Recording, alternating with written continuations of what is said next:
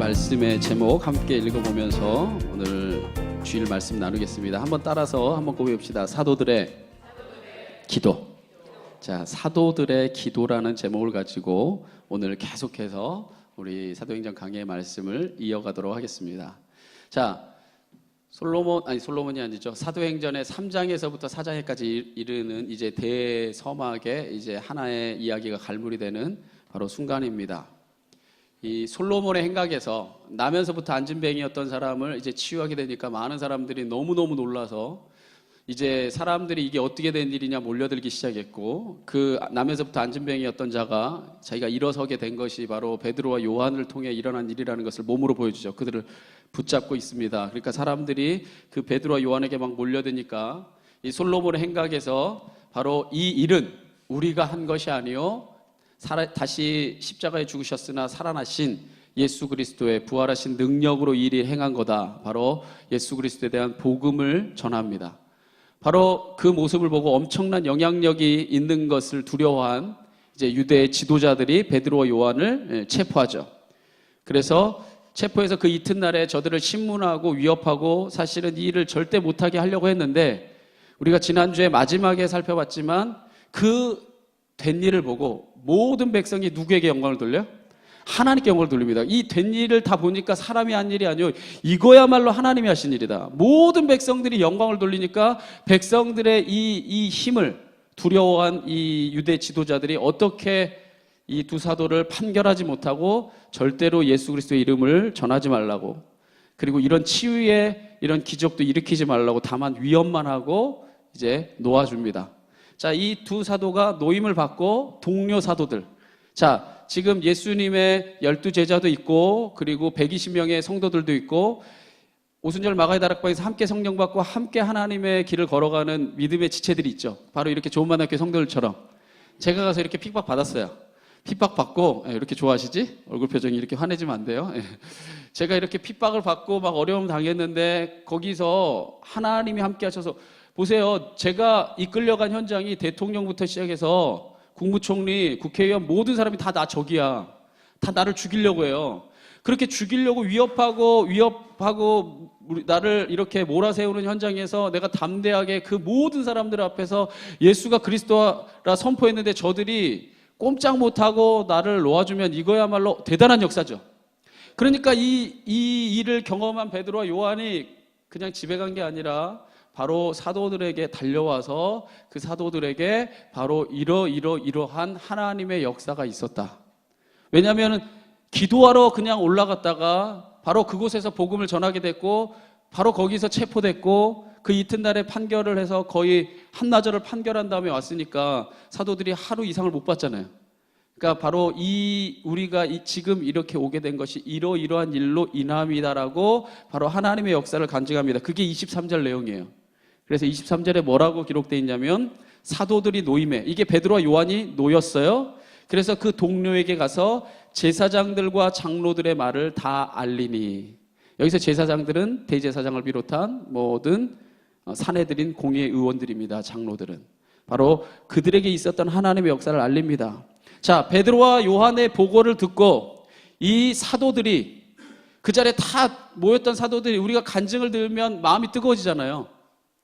그렇게 하나님이 역사하신 현장을 바로 저들이 귀로 전해 듣고 그곳에서 가장 먼저 한 일이 뭐냐? 그 사도들이 다 함께 손을 잡고 기도한 거예요. 하나님 앞에 먼저는 감사의 기도를 한 겁니다. 그래서 그 기도의 내용이 24절에서 26절에 이렇게 기록되어 있습니다.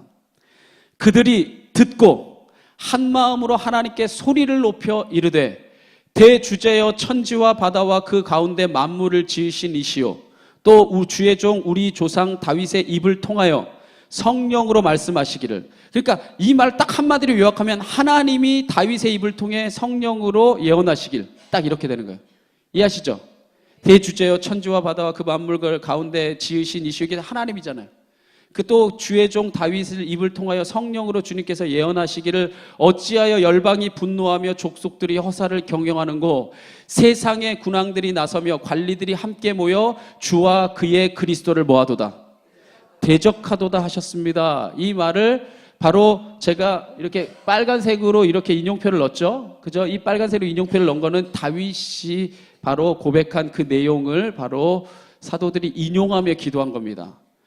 자, 하나님이 주신 그 뜻, 그리고 그 예수 그리스도를 모든 세상의 군왕들과 권세자들이 핍박한다 했는데, 대적한다 했는데 바로 그 말대로 이루어졌나이다.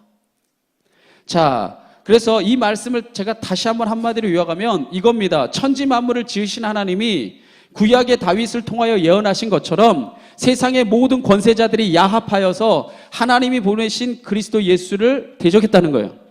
자, 그 말씀대로 세상의 권력자들은 예수님을 핍박하고 미워했어요. 그래서 27절과 28절에 계속해서 뭐라고 기도하냐면, 과연 그 말씀대로 헤롯과 본디오 빌라도는 이방인과 이스라엘 백성과 합세하여서 하나님께서 기름 부으신 거룩한 종 예수를 거슬러 하나님의 권능과 뜻대로 이루려고 예정하신 그것을 행하려고 이 성에 모였나이다. 이 말을 요약하면 이겁니다. 자, 헤롯, 바로 에돔 출신의 이방 족속의 이제 이스라엘 다스리는 왕, 그리고 본디오 빌라도, 로마에서 파견한 총독, 그리고 이방인은 바로 헤롯의 세력들이겠죠. 헤롯은 원래 이스라엘 사람 아니에요. 에돔 족속의 사람입니다. 바로 그 헤롯이 근데 이 이스라엘을 다스리는 왕으로 자리하고 있었어요. 그래서 이 헤롯의 휘하에 있는 이방 세력들, 그리고 이스라엘의 모든 사람들, 그러니까 대제사장부터 모든 사람, 그러니까 여기서 말하는 사람들은 이스라엘의 권력 잡고 있는 사람은 다 말했죠. 로마의 총독도 있고 에돔에서 온 대리로 세운 왕도 있고, 이거는 왜 왕도 있고 총독도 있느냐, 나중에 성경 통독하면 제가 그건 자세히 말씀드릴게요. 여기서 그런 거 말씀드리면 너무 시간이 많이 걸리니까. 그러나 어쨌든 그 지역 안에 모든 이스라엘 족속과 사람들이 주와 예수 그리스도를 믿었다? 권세자들이 대적하겠다고 다윗을 통해 예언하셨는데 과연 그 말대로 이 일이 이루어졌나이다. 그러니까 지금 베드로와 요한이 그렇게 핍박당하고 온 거잖아요. 죽음의 위협을 당하고 그렇게 온 겁니다. 자, 그러니까 지금 간증을 얻긴 했지만 보편적으로 지금 사도들이 처한 상황이 굉장히 평안하고 좋아요. 굉장히 두렵고 위협적이에요. 세상에 생각해 보세요. 왕인 헤롯, 그리고 총독인 빌라도, 그리고 이방의 모든 세력 권세자들, 게다가 이스라엘의 대제사장을 비롯한 모든 백성들이 예수를 대적한대요. 그러니까 예수 믿는 소수의 여기 모인 사람들은 당연히 두렵고 핍박이 기다리고 있는 환경이죠. 자, 그들은 이 현실 앞에서 하나님이 역사하신 것을 베드로와 요한을 통해 간증을 듣고 기도를 하는데 이제 세 가지의 간구를 합니다. 저는 이 세 가지 간구가 여러분의 삶에 있기를 원하는 거예요. 할렐루야. 여러분이 기도할 때에 이들이 이렇게 어려움과 환난 가운데, 핍박 가운데, 여러분 오늘날의 21세기도 어쩌면 이러지 않아요? 세상의 모든 권세자들, 때로는 세상의 많은 사람들이 예수 그리스도를 되게 사랑하고 그분의 길을 따르길 원해요. 아니면 예수 믿는다라고만 얘기하면 저런 개독들 이러면서 욕하고 핍박당해요.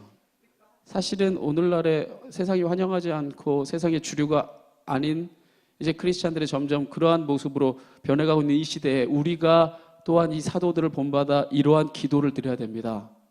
몇 가지 간구를 했다고요? 세 가지의 제목입니다. 이걸 여러분의 마음에 새기고 여러분도 이 기도를 드리십시오. 첫 번째, 이들이 기도한 것은 무엇이냐? 한번 함께 고백해 봅시다. 하나님의 돌보심을 간구하였다. 그렇습니다. 저들은 첫 번째 하나님의 돌보심을 간구합니다. 그래서 이렇게 기도하죠. 29절 상반절에 보면 주여 이제도 그들의 위협함을 굽어 보시옵고, 이거를 쉬운 성경에서는 이렇게 표현하고 있습니다. 주님, 이제 그들이 우리를 위협하고 있는 것을 굽어 살펴주소서. 할렐루야. 세상의 위협과 세상에 나를 넘어뜨리라는 이 두려운 이 세상의 권력자들과 모든 권세자들 앞에서 주님이 나를 굽어 살펴주시옵소서, 돌봐주세요 기도했던 겁니다. 이것이 세상의 환난과 핍박 속에 살아가는 이 사도들이 가장 먼저 하나님께 간구한 내용입니다. 여러분 한번 보세요. 오늘날 우리가 살아가는 이 세상도 우리의 힘만으로는 도저히 감당할 수 없는 많은 일들이 일어나지 않아요?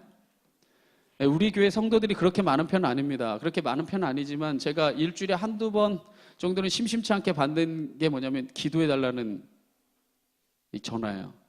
기도해달라는 전화를 제가 심심치 않게 받습니다. 우리 성도가 그렇게 많지 않음에도 불구하고. 그러면 목회자에게까지 그런 기도해달라고 전화할 때는 그 말은 돌려 말하면 뭐냐면 내 힘으로만 다 해결되지 않는다는 뜻이죠. 내 능력만으로 그것을 다 넘어설 수 없다는 겁니다. 어쩌면 2000년 전뿐 아니라 오늘날 우리가 살아가는 이 시대도 이렇게 과학이 발달하고 이렇게 의술이 발달하고 이 세상의 모든 것들을 사람이 할 수 있을 것 같은 세상에도 우리는 여전히 하나님의 도우심을 구하는 존재예요. 우리는 그걸 기도해야 됩니다. 하나님, 우리를 굽어 살펴주세요. 돌아봐 주세요라고 기도해야 돼요. 이건요, 돈의 유무나 권력의 유무에 상관없이 누구나 자신이 해결할 수 없는 고난이 있어요.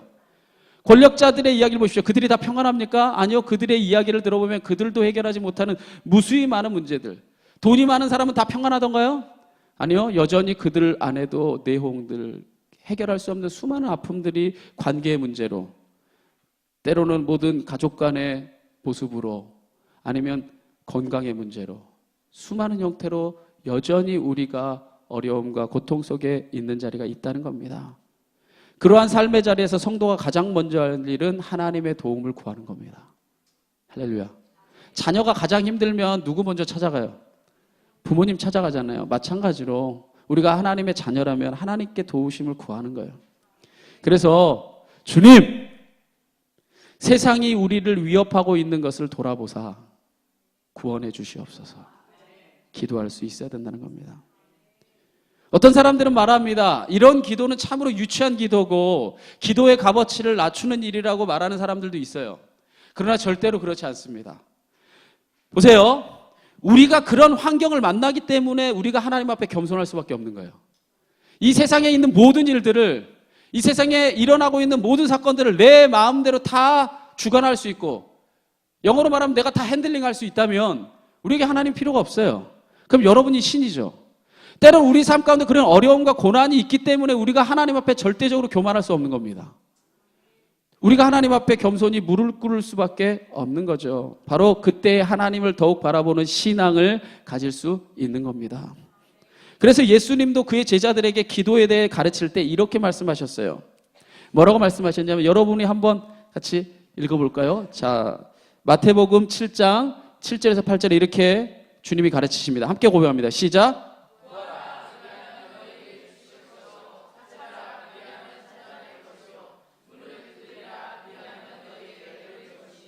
구하는 이마다 받을 것이요, 찾는 이가 찾아낼 것이요, 두드리는 이에게는 열릴 것이니라. 할렐루야.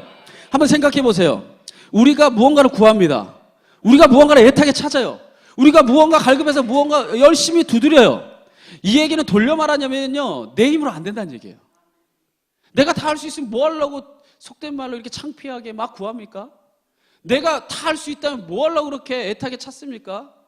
내가 다 할 수 있다면 뭐 하려고 그렇게 갈급해하면서 두드립니까? 내가 할 수 없다는 얘기죠. 내 능력 밖의 일이라는 겁니다. 바로 자신의 힘으로 어찌할 수 없는 인물과 만날 때 예수님은 가르치시기를 하나님께 도움을 구해라, 찾아라, 문을 두드려라 말씀하셨어요. 당시 사도들이 하나님의 돌보심을 구한 거는요, 자신의 힘으로 세상의 권력자들을 이길 수 없기 때문이에요. 어떻게 이깁니까? 이 120명의 사도들이 빌라도, 이 로마의 호위병을 가지고 있는 군대를 이긴다고요? 대제사장과 사두개인을 비롯한 바리새인들로 구성된 이 유대의 모든 권력을 가진 사람들을 이길 수 있어요? 이길 수가 없는 겁니다. 그래서 예수가 그리스도라는 복음을 전하기 위해서는 하나님의 도우심이 반드시 필요했던 거예요. 그러나 여러분 믿으세요. 성령이 함께 하시면, 베드로와 요한이 그랬잖아요. 성령이 충만하여 이르되 너희는 알아라 하면서 예수가 그리스도라고 막 복음을 전하잖아요. 베드로와 요한이 그 전에 성령 받기 전에 베드로였으면요, 도망가야 돼요. 그 전에 베드로였으면 예수님 눈앞에 두고 3번이나 부인해야 돼요. 나는 저를 절대 모른다고 해야 돼요. 근데 성령이 충만하니까 자기의 힘이 아니라 하나님의 능력으로 예수가 그리스도라는 걸 담대히 선포하잖아요. 바로 이 사도들에게도 하나님의 영이 내 안에 임하여 달라는, 돌보아 달라는, 하나님이 역사해 달라는 바로 그 기도를 통해 하나님이 일하시면 할 수 있는 겁니다. 그래서 주님은 우리에게, 하나님은 우리에게 예레미야 선지자를 통해 이렇게 말씀하셨습니다. 너는 내게 뭐 해라? 이게 부르짖는다는 게 참으로 창피한 일이에요. 부르짖는다는 게 참 내 뭐랄까요, 자존심과 이런 걸 내려놔야지만 가능한 일이에요. 그 얘기는 뭐냐면, 여러분 만약에 자식이 죽을 위협에 놓여 있어요. 지금 물속에 들어가서 죽을 위협에 들어가 있어요. 근데 나는 수영을 아예 못해. 내가 들어가면 100% 나도 죽고 자식도 죽어. 그런데 옆에 사람들이 있어요. 근데 안 들어가고 있으면 이 부모가 어떻게 할까요? 살려달라고! 수영할 수 있는 사람 없냐고! 빨리 들어가 달라고 막 부르짖을 거 아니에요. 혹시 누가 가능하시면 들어가실 수 있나요? 이럴까요?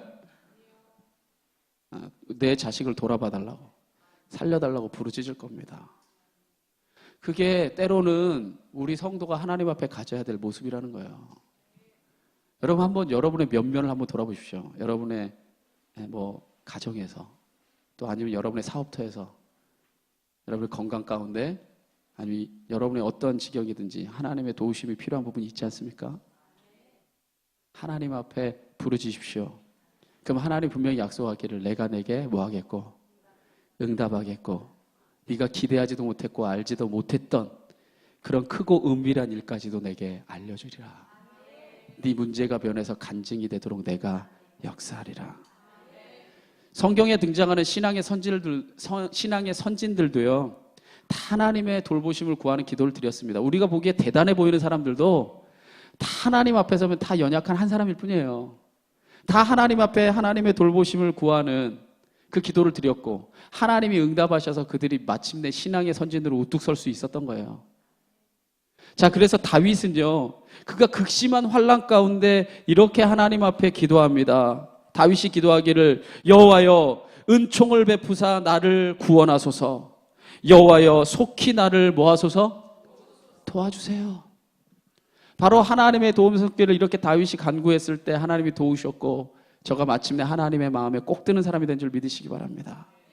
그럼 히스기야 왕은 어떻습니까? 히스기야 왕은요, 이스라엘이 남과 북으로 이제 나눠지게 되고, 북이스라엘이 아수르의 사네립 왕에 의해서 멸망을 당했습니다. 그러면 북이스라엘을 멸망시켰으면 남유다도 당연히 멸망당하는 게 이치죠. 별로 힘도 강하지 못했던 남유다이기 때문에 당연히 아수르의 사네립이 남유다도 멸망시킬 수 있었어요. 그런데 그때 마침 그때의 왕이 히스기야 왕이었어요. 그래서 히스기야 왕에게 남유다를 멸망시키려고 아수르 왕 사네립이 여호와 하나님을 조롱하는 편지를 보냅니다. 네 하나님 니네들 못 지켜. 니네들이 그런 하나님 믿으니까 니네 멸망당하지. 니네는 아무것도 아니야. 이런 식의 정말 하나님을 조롱하는 편지를 보내요. 그리고 내가 너희를 공격할 거야. 선전포고를 합니다. 그때 히스기야는요, 이 아수르를 당할 힘이 없어요. 18만 5천 명의 군사를 나가서 싸울 힘이 없어요. 두려운 겁니다. 그 순간에 히스기야가 뭐합니까? 눈물로 성전 앞에 나갑니다. 그리고 편지를 하나님 앞에 펴놔요. 그리고 하나님 앞에 눈물로 뭐라고 기도합니까? 이렇게 기도합니다. 열왕기하 19장 19절에 보면 우리 하나님 여호와여 원하건대 이제 우리를 그의 손에서 모아소서. 도와주세요. 하나님이 도와주세요. 그리하시면, 하나님이 도와주시면 천하 만국이 주 여호와가 홀로 하나님이신 줄 알리이다. 할렐루야. 하나님이 역사해 주세요. 하나님이 나를 도우실 때 내 힘으로는 이길 수가 없습니다. 내 힘으로는 넘어설 수도 없고 내 힘으로는 이 나라를 지킬 수도 없습니다. 그러나 하나님이 역사하시면 이 세상에 존재하는 천하 만국이 주 하나님만이 홀로 하나님이심을 알게 되리이다. 하나님이 그 기도를 들으시고 하룻밤 사이에, 놀라지도 않아요. 하룻밤 사이인데 18만 5천 명의 군사를 멸해버립니다. 하나님이 돌아보신 겁니다. 이처럼 하나님 신앙의 선진들은 그 고통과 환난, 내 힘으로 넘어설 수 없는 역경 앞에서 늘 하나님 앞에 간구했어요. 모세는 애굽의 군대가 달려오고 앞에 홍해가 막혀있는 그 현실 가운데 하나님 도와달라고. 여호수아는 가나안 정복을 내 힘으로 할 수 없는 여리고성 앞에서 하나님 도와달라고. 다니엘은 사자굴 속에서 도저히 자기 힘으로 나올 수 없는 그곳에서 하나님 도와달라고. 한나는 자기 힘으로 아이를 낳을 수가 없어요. 하나님 내 고통을 돌보시사 주님의 나에게 하나님의 자녀를 주소서. 그래야 마침내 사무엘을 얻었고, 바울은 예수 그리스도의 복음을 전하는 역경 가운데 하나님 도와달라고 하나님 앞에 외칠 때 전 세계의 복음의 깃발을 꽂는 위대한 사도로 쓰임받은 줄 믿으시기 바랍니다. 이처럼 세상의 위협 속에서 성도가 하나님의 돌보심을 구하는 건 여러분의 특권이에요. 여러분, 때론 이런 사람이 있습니다. 왜 나한테는 응답 안 하죠? 그럼 여러분 한번 돌아보세요. 기도했어요? 그럽니다. 물건을 사려면 이게 왜 나에게 하나님 안 주십니까? 돈 냈어요? 돈 안 내놓고 자꾸 받기로 해요. 이러면 여러분이 육적인 걸로 만약에 돈 안 내놓고 뭐 가져가면 도둑놈이죠. 근데 왜 영적인 것은 도둑질 하려고 해요, 자꾸? 하나님 앞에 진정 도와달라고 여러분의 진정한 눈물을 한 번도 쏟아본 적이 없으면서 어떻게 하나님의 크고 은밀한 일까지를 얻기를 원하십니까? 기도할 수 있는데 왜 걱정하십니까? 기도하면서 왜 염려하십니까? 성도에게는요, 문제란 없어요, 사실. 다만 뭐가 있을 뿐이냐면 기도 제목이 있는 겁니다. 믿으시기 바랍니다. 왜냐하면 제가 이걸 왜 확실하게 이야기할 수 있냐면, 제가 그때 함께 야외예배 갔을 때도 제가 말했잖아요. 제 작은 신음에도 하나님 응답하시는, 인도하시는 하나님 저는 뼈저리게 경험했다고. 여러분, 이 자리에, 이렇게 불편한 자리에 여러분 예배하기 위해 이렇게 온 여러분들 인생에서 적어도 한 번은 하나님이 여러분의 기도에 응답하셨던 간증이 있지 않아요? 그렇기 때문에 하나님이 예배하는 겁니다. 그렇다면 그것을 꺼내 쓰십시오. 하나님이 우리 나를 돌봐달라고 기도할 때 하나님 반드시 응답하시고 그 은밀한 일을 여러분에게 보여주실 겁니다. 이 기도의 시간을 통해 우리가 험한 세상 속에서 다시금 살아갈 힘과 능력을 얻게 되는 겁니다. 첫 번째, 사도들은 기도했습니다. 하나님, 우리를 돌보아 주시옵소서. 두 번째는 뭘 기도했느냐? 이걸 기도했어요. 함께 여러분 고백해 볼까요? 다 같이 시작. 복음을 전할 능력을 달라고 기도하였다. 할렐루야. 바로 사도들은 그 다음에 복음 전할 능력을 달라고 기도합니다. 그래서 29절 하반절에 이렇게 기도하죠. 함께 읽습니다. 시작. 또 종들로 하여금 담대히 하나님의 말씀을 전하게 하여 주시오며. 할렐루야. 자, 보세요. 우리가 하나님의 돌보심을 구하는 이유는, 이거 잘 들어야 됩니다. 나 혼자 잘 먹고 잘 살려고 하나님의 돌보심을 구하는 거 아니에요. 만약에 나 혼자 잘 먹고 잘 살려고 하나님의 돌보심을 구한다면 그것은 세상 신들 앞에서 무릎을 꿇는, 예를 들어서 부처님 앞에서 3,000배를 하면서 정한수를 떠놓고 두 손 빌면서, 여러분 기도할 때도 똑같은 기도를 하잖아요. 자식들 잘 되게 해달라, 기업 형통하게 해달라, 똑같은 기도를 하지 않습니까? 만약에 나 혼자 잘 먹고 잘 살기 위해서 기도한다면 그거는 성도가 하는 기도가 아니죠. 성도가 바로 기도를 하나님께 드리는 이유는 분명한 목적이 있습니다. 뭐예요? 하나님의 말씀을 전하게 하여 주소서. 바로 그걸 위해 돌봐달라는 거야. 그걸 위해 하나님 내 삶을 지켜달라는 겁니다. 하나님의 말씀을 전하는 것이 사람의 능력만으로 되지 않습니다. 여러분, 사람의 설득력으로 여러분 주위에 있는 사람 한 사람 전도해 보십시오. 되나? 안 됩니다. 그런데 만약 베드로가 성령이 충만하지 않았더라면, 제가 아까도 말했지만 베드로가 성령 충만하지 않았다면 어떻게 그 많은 유대 권력자들 앞에서 예수가 그리스도라고 담대하게 선포할 수 있었겠습니까? 우리가 볼 때 이 세상은요, 여러분, 우리가 세상을 못 이겨요. 우리의 힘으론. 때론 세상이 골리앗 같아요. 절대로 지지 않을 장수처럼. 때론 세상이 여리고성 같습니다. 절대로 무너지지 않을 성벽처럼. 그래서 때론 세상 앞에 우리가 절망하는 거죠. 그래서 지레 겁먹고 우리가 하나님을 담대히 증거하지 못합니다. 그러나 기억하십시오. 우리가 하나님 앞에 담대하게 주님의 복음을 전할 수 있는 능력을 달라고 기도하면 우리는 연약한데 우리를 통로로 쓰시는 하나님은 강하세요. 우리는 전했을 뿐인데 하나님이 엄청난 역사를 일으키셔서 그 거대한 여리고성을 무너뜨려 버립니다. 여러분, 함성으로 여리고성이 무너져요? 미친 거지. 보세요. 세상의 방법으로 다윗이 골리앗을 절대로 못 이겨요. 그런데 너는 칼과 창을 의지하고 나오지만 나는 네가 무시하는 만군의 여호와의 이름으로 나갈 때 하나님이 일하시면 넘어집니다. 그래서 바로 히브리서 말씀을 통해 바로 하나님은 우리에게 이렇게 말해 주십니다. 우리 다 함께 한번 읽어볼까요? 히브리서 4장 12절 말씀 시작. 좌우의 날선 어떤 검보다도 예리하여 혼과 영과 및 관절과 골수를 찔러 쪼개기까지 하며 또 마음의 생각과 뜻을 판단하시나니. 할렐루야. 아멘. 하나님의 말씀은 살아있어요. 여러분이 연약하다 할지라도 하나님을 우리가 구하고 하나님 나를 통해 역사해달라고 기도하면 하나님이 나를 축복의 통로로 사용하셔서 하나님의 말씀은 살아있고 활력이 있어 좌우의 어떤 날선 검보다도 예리하여 혼과 영과 관절과 골수를 찔러 쪼개기까지 하며 또 마음의 생각과 뜻까지 판단하여 우리를 온전케 변화시킵니다. 믿으시기 바랍니다. 세상이 때론 우리에게 골리앗처럼 두렵고 여리고성처럼 견고하게 느껴져도 기도를 통해 하나님의 말씀을 전할 수 있는 능력 달라고 구하십시오. 그러면 한낱 어부였던 베드로와 요한이 그 한마디의 예수 그리스도의 복음을 선포했을 때 5천여 명이 변화받고 주님 앞으로 굴복해 돌아왔고, 그 시대가 뭔 시대냐면요, 예수 믿겠다고 하면요 죽음을 각오해야 되는데도 그 한마디 복음에 베드로 말을 들어요? 아니죠. 하나님이 역사하신 겁니다.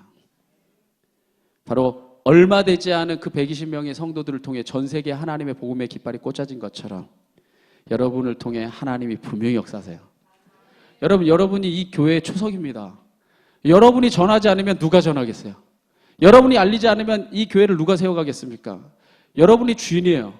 그렇다면 여러분이 주인이라고 할 때 여러분이 주인이 게 아니라 여러분 안에 계신 하나님이 주인입니다. 그럼 여러분이 통로가 돼서 쓰임 받아야 될 거 아니에요. 이것은 바로 기도할 때에 우리를 통해 일하시는 겁니다. 첫 번째, 이 사도들이 하나님 앞에 이 모든 세상의 환난과 역경 가운데 구원받고 돌아온 베드로와 요한의 간증을 듣고 다 손잡고 합심해서 기도하기를, 첫 번째, 하나님 돌봐주시옵소서. 우리를 굽어 살펴주시옵소서. 세상의 위협 가운데. 그리고 두 번째 뭘 기도했습니까? 하나님, 담대히 하나님의 말씀을 전할 수 있게 하여 주시옵소서. 그리고 마지막으로 사도들이 합심해서 기도한 건 이겁니다. 치유의 역사가 나타나길 기도했어요. 뭐가 나타나길 기도했다고요? 치유의 역사가 나타나길 기도했습니다. 그래서 사도행전 4장 30절에 이렇게 기록합니다. 한번 같이 고백합니다. 시작. 표적과 기사가 거룩한 종 예수의 이름으로 이루어지게 하옵소서. 할렐루야. 이것이 또한 성도들이 간구해야 될 기도의 제목입니다. 우리가 손을 내밀어 병을 낫게 하시옵고, 우리를 통해 표적과 기사가 우리의 능력이 아니라 우리를 통해 거룩한 종 예수 그리스도의 이름으로 이루어지게 하옵소서. 우리가 기도할 때 각종 병에서 치유를 얻는 것, 그것이 하나님의 살아계심을 보여주는 능력이 됩니다. 마치 베드로와 요한이 어떻게 5천 명을 변화시켰냐, 그 매개체는 나면서부터 안진병이었던 사람이 치유받았기 때문이에요. 그러지 않았다면 베드로와 요한의 말을 들었을까요? 안 듣죠. 바로 그 치유의 역사가 있었기 때문에 바로 저들의 복음이 선포될 수 있었던 겁니다. 이것이 초대교회 전도에 크나큰 역할을 했던 걸 우리가 기억해야 됩니다. 저는 우리 교회 안에도 이 치유의 역사를 경험하여 신앙을 얻게 된 분들이 있습니다. 이 안에도 있어요. 그것은 사람의 이성으로는 다 설명할 수 없는 초월적인 영역의 일들입니다. 하나님의 교회는요, 이런 초월적인 역사가 또한 일어나는 곳이에요. 믿으시기 바랍니다. 믿을 때 일어나는 거예요. 이것은 물론 몇몇 분들이 제가 압니다. 육체의 질병이 하나님 안에 고침을 받고 복음을 믿게 된 분들이 있어요. 그러나 보십시오. 이거는, 이 치유의 역사는 절대 육체의 질병에 국한된 게 아닙니다. 오늘날 이 시대는요, 어쩌면 육체의 질병보다 마음의 상처가 있는 분들이 더 많아요.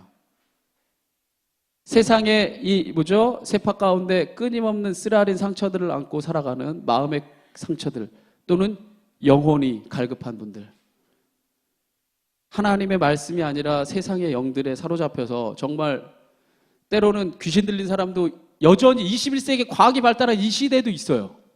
왜 그럴까요? 우리의 삶 가운데 진짜 치유받아야 될 거는 육체의 질병뿐 아니라 마음의 끊임없는 상처들. 얼마나 많은 사람들이 공황증으로, 우울증으로 이 시대에 죽어갑니까? 그 마음의 상처, 또 여전히 귀신 들려 이 하나님의 영에 갈급한 자들, 영적인 것, 바로 영, 혼, 육, 모든 것이 치유되는 역사가 일어나야 돼요. 할렐루야. 바로 그리하여서 영이 메말라 있던 자들이 충만한 은혜를, 삶의 소망을 잃었던 자들이 새 소망을, 육체의 연약함이 강건함으로 바로 기도할 때에 거룩한 종 예수 그리스도의 이름으로 이루어지는 겁니다. 그러므로 우리가 보세요. 우리가 영혼육의 치유를 구할 때 절대로 우리가 두려워할 필요가 없어요. 이 영혼육의 치유가 우리가 하는 거라고요? 베드로와 요한도 이랬어요. 나는 은과 금이 없다. 근데 내 안에 있는 걸 주는데 바로 예수 그리스도의 이름을 내게 주노니 일어나 걸으라. 그때 그 손을 잡고 일어나 걷게 됩니다. 베드로와 요한이 한 게 아니라 그 안에 있는 예수 그리스도가 하신 거예요. 그러니까 결국 우리가 표적을 구할 때, 우리가 기도하며 나아갈 때 우리의 능력이 아니라 예수 그리스도의 이름으로 우리가 선포하면 하나님이 그것이 필요할 때 역사하신다는 거예요.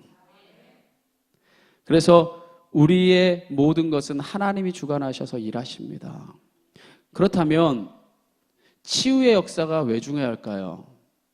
치유의 역사가 진짜 중요한 이유는 뭐냐? 바로 이겁니다. 한번 같이 고백해 봅시다. 뭘 살리는 일이기 때문에? 생명을 살리는 일이기 때문에 중요한 겁니다. 보세요. 이건 중요한 얘기입니다. 여러분, 육체가, 병든 육체가 낫는 거 중요하죠? 마음의 상처가 치유되는 거 중요하죠? 영원히 주님을 만나는 거 중요합니다. 근데요, 이것이 단지 치료로 끝난다면, 이걸 치유라고 말한 이유는 그게 치료가 아니기 때문이에요.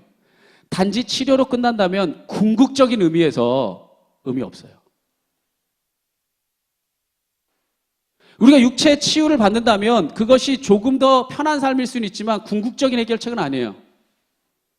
우리가 마음의 평안을 얻는다면 그것이 좀 더 나은 것일 수 있지만 궁극적인 해결책은 아닙니다. 진짜 중요한 건 뭐냐?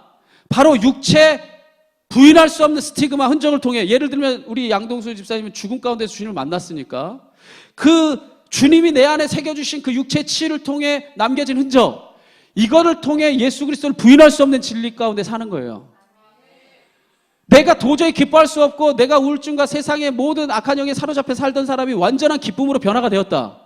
온전한 기쁨으로 변화된 이것은 내 힘으로 기쁨을 찾을 수가 없는데 주님을 믿고 주님으로 인해 이 기쁨이 회복되었다면 이거야말로 내가 한 게 아니고 하나님이 하신 겁니다. 이것을 통해 우리가 예수 그리스도의 복음을 믿게 되어 영원한 생명을 얻게 되는 것, 바로 이 영원한 생명을 얻게 되는 것이 중요한 겁니다. 그래서 이것을 표적이라 이야기한 거예요. 자, 표적은요, 보세요. 영어로 말하면 뭐예요? 사인입니다. 이건, 표적은 늘 본질을 보게 하는 게 목적이에요. 저를 보세요. 여기를 보세요. 이랬어요. 예를 들어 외국 같은 데 가면 뭐 화장실을 찾을 때는 뭐 할 때 여기를 보세요. 이렇게 해서 알려주잖아요. 그럼 사람들이 이걸 보고 있으면 돼요?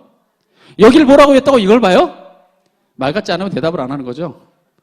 여길 보세요라고 해서 이걸 보는 게 아니라 여길 보세요라고 한 표적 사인은 뭘 보라는 거예요? 손이 가리키는 걸 보라는 겁니다. 치유의 역사가 그거예요. 병 나은 게 목적이면요, 이걸 보는 거예요. 그래도 결국엔 뭐 한다고요?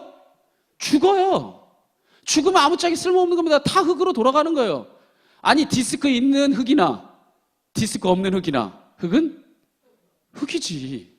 나면서부터 안진뱅이가 지금 없거든요. 그때는 어마어마한 역사일지 몰라도 2000년이 지난 지금에 그가 영원히 살지 않는다면 큰 역사는 아닌 거예요. 그냥 좀 더 편한 삶을 살았다 죽게 된 거죠. 이단들이 왜 이단에 빠지는 줄 압니까? 병 고치는 게 목적이기 때문이에요. 이것만 보는 겁니다. 중요한 건 뭐냐? 이 표적을 통해서 영원한 사인을 봐야죠. 뭡니까?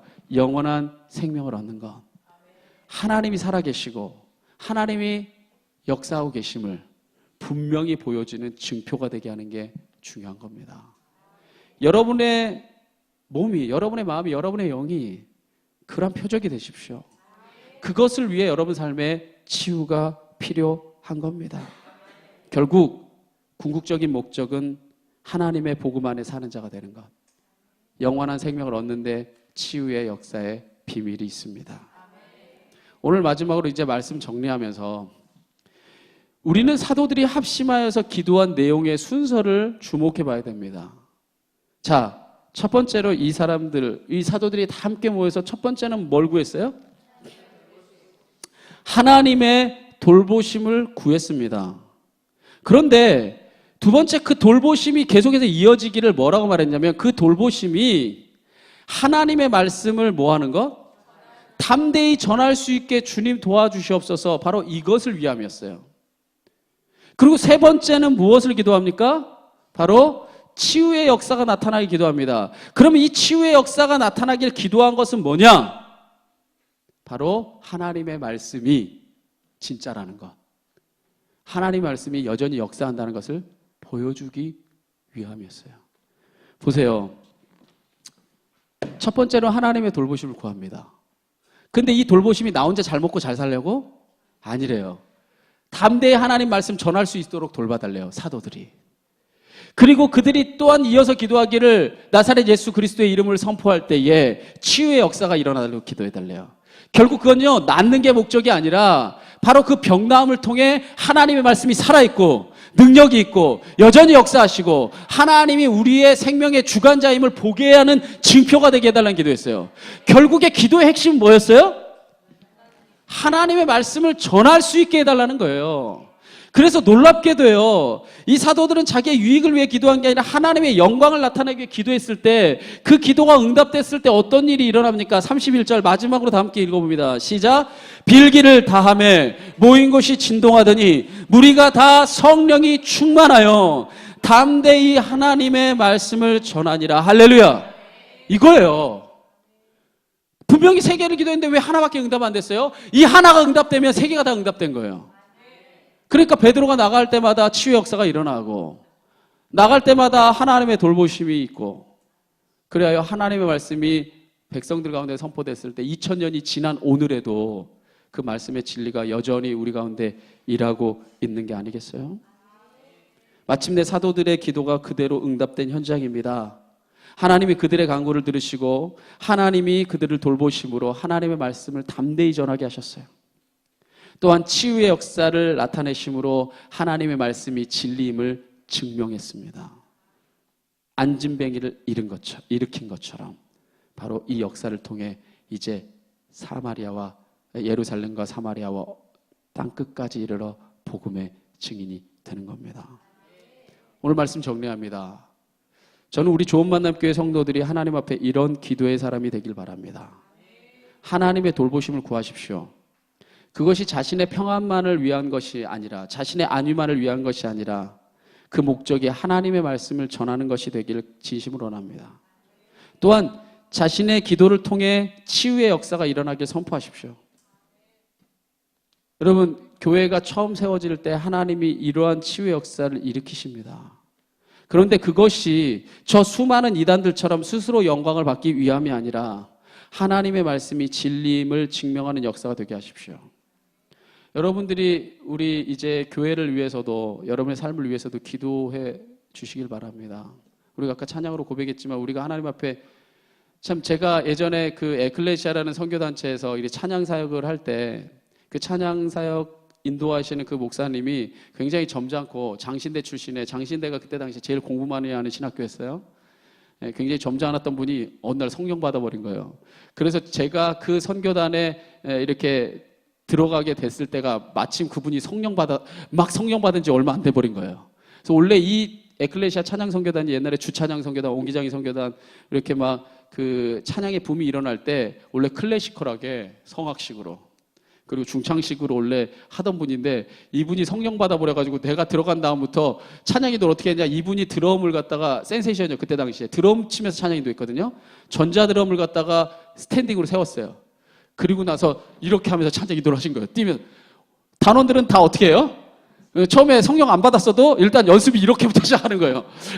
그래서 찬양 무조건 세례곡은 다 뛰면서 찬양하고 막 그랬던 기억이 납니다. 그러면서 이분이 가슴이 너무 뜨거워서 이분이 그때마다 울부짖었던 그 말씀이 지금 25년 정도가 지났는데도 아직도 잊혀지지 않습니다. 그분이 늘 외쳤던 말이 성도가 말씀 안 보고도 이렇게 잘 사는 게 기적이라는 거예요. 양식이라면서 밥도 안 먹고도 이렇게 잘 사는 게 너무 기적이라는 거예요. 성도가 기도 안 하고도 이렇게 편하게 사는 게 기적이라는 거예요. 결국에 그게 산 게 아니라 뭐라는 거예요. 죽었으니까 밥 안 먹어도 편하죠. 여러분 세 끼만 굶어보세요. 완전히 사자 눈썹이 되지. 안 그래요? 죽었으니까 밥을 안 먹어도 호흡을 안 해도 너무나 편한 겁니다. 근데 저도 이제 그 도전을 느껴요. 사실 우리 아까 소정자매도 기도했는데 이제 제가 원래 마음에 정해놓은 시간 한 6개월 정도 여기서 인큐베이팅을 하고 이제 우리가 보금자리를 만들어서 이제 하나님의 교회를 계속해서 세워가려는 제 마음이 있었는데 이제 딱 6개월 지나갑니다. 근데 하나님이 더 기다리게 하신 것은 하나님 그런 이유가 있다고 저는 분명히 믿어요. 우리가 합심해서 기도하고 함께 기도할 때 이루어지리라 믿어요. 근데 제가 한 가지 안타까운 게 우리가 이제 기도할 수 있는 시간이 아무래도 예배당이 없다 보니까 새벽 기도는 나름대로 묵상을 하고 또 이제 목요일밖에 없는데 아무래도 거리가 멀다 보니까 그렇게 길게 기도하지는 못해요. 그래서 제가 아까도 말씀드렸듯이 이제 초대교회에는 사실 이 세 가지 역사가 일어나야 됩니다. 하나님이 돌보시는 것을 경험해야 돼요. 그리고 하나님의 말씀을 담대히 선포하는 역사가 일어나야 돼요. 그리고 이 교회가 또 든든히 세워지는 첫 발걸음에 치유의 역사가 일어나야 됩니다. 그러기 위해서는 반드시 기도가 쌓여야 돼요. 그런데 그것이 여건이 어려운 겁니다. 물론 다양한 모습으로 하지만 그것이 합심해서 이 사도들처럼 합심해서 기도할 때 기도의 불이 일어나야 돼. 그 여건이 어려운 거예요. 이제 여러분 이제 때가 돼서 하나님이 허락하실 줄 믿어요. 그런데 그것을 허락할 때는요 단 한 가지 조건이 있습니다. 뭐 할 때? 기도해야 되는 거예요. 우리의 방법, 우리의 술수, 우리의 판단, 우리의 노력만으로 하나님이 이룰 거라면 그건 우리의 일이에요. 근데 우리가 간절히 기도할 때 이루십니다. 그것이 어린아이부터 어른까지 한 마음이 될 때 하나님이 역사하실 줄 믿어요. 아무쪼록 여러분이 기도하십시오. 또 저 또한 기도하기 원합니다. 저 또한 깨어 기도하려고 새벽에 말씀을 전하기 위해서 또 새벽에 제가 여러분과 함께 말씀을 전하면 저 또한 기도하게 되기 때문에 제가 기도하면 누구 기도하겠어요? 여러분 기도하겠죠. 그러기 위해서 저 스스로도 영적으로 깨어있기 위해서 그러한 이제 자리가 필요하다고 필요성을 느낍니다. 여러분 이제 우리가 깨어 기도할 때 하나님의 돌보심의 역사를 경험하게 되길 원합니다. 그래야 하나님의 말씀을 전하게 되는 역사가 있기 원하고 그 말씀이 진리임을 증명하는 치유의 역사가 일어나기를 간절히 축원합니다. 그때 여러분을 하나님이 이 시대의 사도로 멋지게 사용할 줄 믿습니다.